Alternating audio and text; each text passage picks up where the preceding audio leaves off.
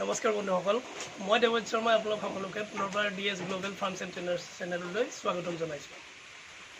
আজি আকৌ আপোনালোকৰ সন্মুখলৈ আহিলোঁ এটা নতুন বিষয় লৈ। মই যোৱা ভিডিঅ'টোতে আপোনালোকক কৈছিলোঁ যে মই বাজৰা খেতিখিনিৰ ওপৰত বা মোৰ ঘাঁহৰ খেতিৰ ওপৰত আপোনালোকক এবাৰ দেখুৱাম, অৱগত কৰিম। তো সেই বিষয়ে আজি ভিডিঅ'টো বনাব লৈছোঁ। আৰু লগতে বহুদিন ধৰি মই ভিডিঅ' দিব পৰা নাছিলোঁ। আচলতে মই এটা বিশেষ কামত ব্যস্ত হৈ আছিলোঁ।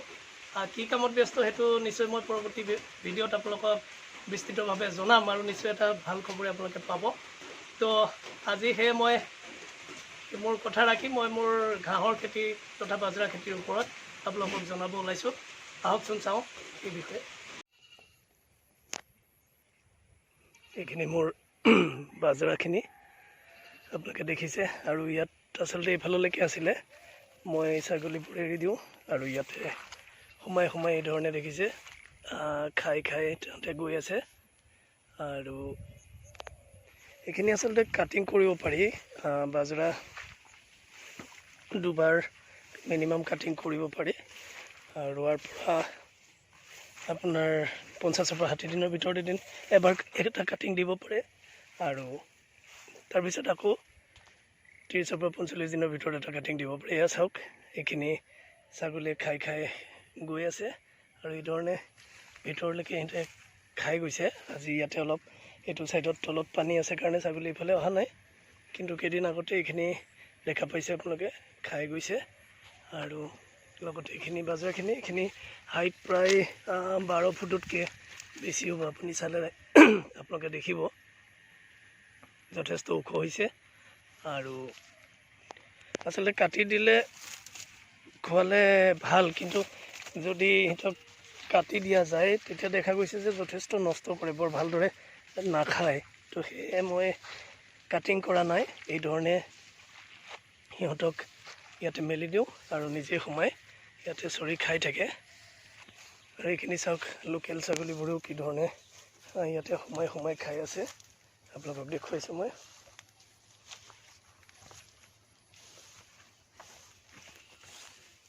দেখা পাইছে নিশ্চয়। ইয়াত চাওক, এইখিনি এই মোৰ এখন পোৱালি এইকেইটা, আৰু ইহঁতে খুব সুন্দৰভাৱে ইয়াতে চাওক সোমাই পেলাই খাই আছে। এইটো মোৰ এখন পোৱালি, খাহী পোৱালি। ইয়াৰ বয়স প্ৰায় 5-ৰ পৰা 6 মাহৰ ভিতৰত। কেনেকুৱা দেখিছে আপোনালোকে জনাব। এই ৰাজা আৰু এইজনী হ'ল ইয়াৰ মাক। চাওক কিমান সৰু, মানে বৰ চুটি চাপৰ ছাগলীজনী, কিন্তু ৰাজাৰ লগত ব্ৰিডিং হৈছিল। আৰু তাৰপিছত এইটো পোৱালি হ'ল, এইটো মতা, আৰু এইটো মাইকী পোৱালি। দুটা পোৱালি হৈছিলে। তো এইখিনি মই বাজৰাখিনি দেখালোঁ। ইয়াৰ লগে লগে অলপমান মই ৰিণা দেখাইছোঁ। মোৰ অলপ ৰিণাও আছে। এইখিনি চাওক, ৰিণা এইখিনিও খাই গৈ আছে, ছাগলীয়ে শেষ কৰিছে। এইফালে অলপ আছে ভালকৈ দেখা পাইছে। এইখিনি ৰিণা ঘাঁহ, এয়াও বৰ সুন্দৰকৈ খায় ছাগলীয়ে। এইফাললৈকে আছে, আৰু বাকীবোৰ এনেকৈ ধৰক এইবোৰ আগবোৰ দেখিছে আপোনালোকে খাই গৈ আছে এফালৰ পৰা। সুন্দৰকৈ ৰিণা ঘাঁহো খায়, কিন্তু বেছি পুৰঠ হৈ গ'লে ৰিণা ঘাঁহটোত অলপ ধাৰ থাকে, তো সেয়ে কোমল থাকোঁতেই বেছি বৰ ভালকৈ খায়। তো মই ছাগলীবোৰক এই ধৰণে ইয়াতে মেলি দিওঁ, আৰু তাহাঁতে ইয়াতে ঘাঁহ খায় খুব সুন্দৰভাৱে। আৰু তাৰ লগে লগে মই কিছুমান নেপিয়াৰ কৰিছিলোঁ, এইবোৰ দেখা পাইছে, যিবোৰ আচলতে ছাগলীবোৰ মেলি দিওঁ কাৰণে চাওক আপোনালোকে, সিহঁতে ইয়াতে ওলোৱাৰ লগে লগে খাই দিয়ে।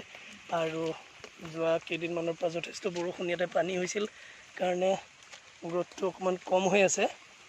তো হ'লেও লাহে লাহে এই গোটেইখিনিতে কৰা আছে, আৰু গজালি আহি আছে। এই ধৰণে চব মাজতে অলপ বৰষুণৰ কাৰণে জংঘল বেছি হৈছে।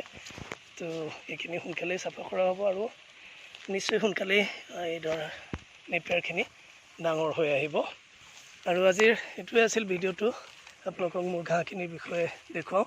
আৰু অলপ পাৰা গিনি এই ধৰণৰ ঘাঁহ লগাইছিলোঁ, কিন্তু ছাগলীয়ে খাই আছে। লগতে বৰষুণ পৰি থকাৰ বাবে মই সেই জেগালৈ যাব পৰা নাই। তো আজিৰ ভিডিঅ'টো এয়াই আছিল যে বন্ধুসকল, মোৰ ঘাঁহৰ খেতিৰ বিষয়ে আপোনালোকক দেখুৱালোঁ। আৰু মই অকণমান বেলেগ ধৰণে দিছোঁ, যে ঘাঁহটোক কাটি দিয়াতকৈ মই ইয়াতে মেলি পেলাই খুৱাইছোঁ। তো তেতিয়া তাহাঁতে বৰ নিজৰ ইচ্ছামতে এডাল এডালকৈ খাই, নহ'লে বৰ বেছি নষ্ট কৰে।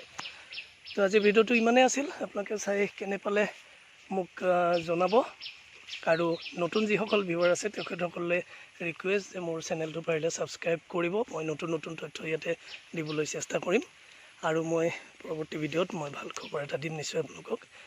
তো আজিৰ ভিডিঅ'টো ইমানেই, ধন্যবাদ।